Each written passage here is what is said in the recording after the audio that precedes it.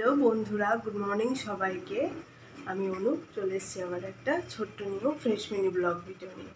তো তোমরা সবাই কেমন আছো? আশা করি সবাই খুব ভালো আছো। আমি আগের থেকে একটু ভালো আছি। তো এখন ঘড়িতে টাইম হয়েছে 8:24-25 মতো। এতক্ষণে আমার ফ্লাইটে থাকার কথা ছিল। আসলে আজকে আমার চেন্নাই যাওয়ার কথা ছিল। তো অনেক দিন আগেই ফ্লাইটের টিকিট কোম্পানি থেকে কেটে পাঠিয়েছে, কিন্তু যখন কেটেছে তখন আমার শরীরটা এতটাও খারাপ ছিল না, মানে খারাপই ছিল না, পুরোটাই সুস্থ ছিলাম। কিন্তু তারপরে শরীরটা এতটাই খারাপ হলো যে আর এক্সট্রা নিতে পারলাম না।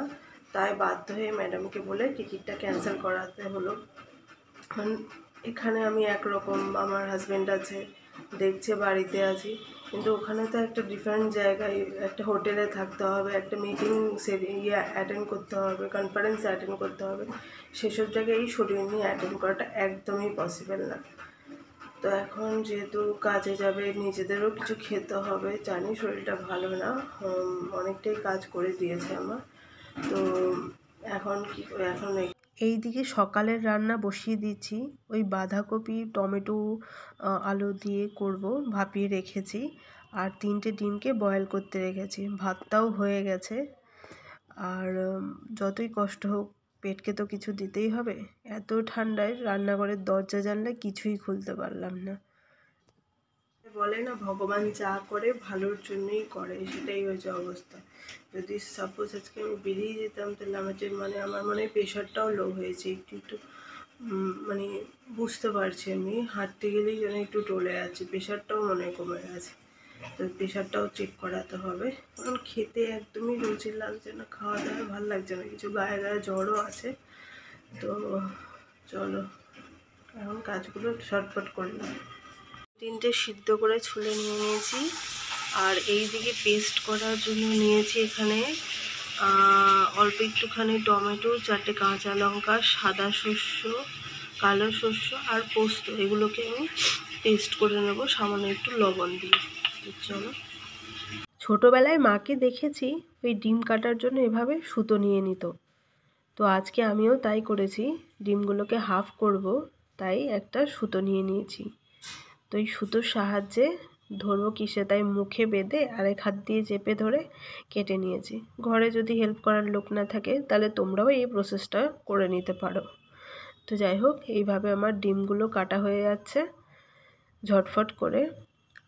তো এইভাবে না খুব পারফেক্টভাবে কাটা হয়, অন্য কিছু দিয়ে কাটলে একদমই পারফেক্টভাবে হয় না। এই ডিমগুলোকে কেটে 2 টুকরো করে নেব, করে তারপরে একটু সামান্য লবণ হলুদ দিয়ে ভেজে নেব। এই যে 3খানা ডিমকে কি সুন্দর সমানভাবে 2 টুকরো করে নিয়েছি। তো এগুলোকে এখন সামান্য লবণ হলুদ মাখিয়ে নিয়েছি। আর এদিকে তেল সামান্য করেই দিয়েছি, কারণ এই কড়াইতেই আমি ভাপে বসাবো। তো অল্প তেলেই হয়ে যাবে এগুলো।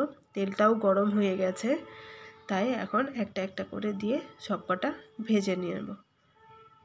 পেস্টটা করে নিয়ে টিফিন বক্সে ভালোভাবে নিয়ে নিয়েছি, তাতে একটু লবণ আর একটু সর্ষের তেল দিয়ে ভালো করে মাখিয়ে নিয়েছি। এবার ডিমগুলো, ভেজে রাখা ডিমের পিসগুলো দিয়ে তার উপরে 2টো কাঁচা লঙ্কা চিড়ে দিয়ে দিয়েছি। এবার এটাকে আমি এখানে জল গরম করতে দিয়ে দিয়েছি। এর মধ্যে একটা স্ট্যান্ড বসিয়ে দেবো। এর মধ্যে একটা স্ট্যান্ড বসিয়ে দিলাম। এবার এর উপরে বসিয়ে দেবো টিফিন বক্সটা।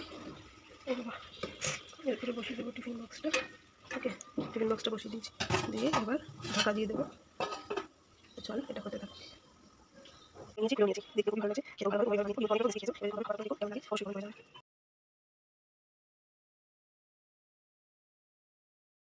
ডিম ভাপাটা দারুণ হয়েছে। মানে সর্দিওয়ালা মুখে, মানে আমার যে ঠান্ডা লেগেছে, সর্দি কাশি, মানে এই মুখে যে ওই সর্ষে দিয়ে যে ভাপাটা, সর্ষে দিয়ে যে ডিম ভাপাটা এত দারুণ উপকার, মানে আমার মানে আজকে তাড়াতাড়ি ওষুধের থেকেও বেশি কাজ করবে এই ডিম ভাপাটা খাওয়ার পরে। সর্দিটা মানে তাড়াতাড়ি ভালো হয়ে যাবে।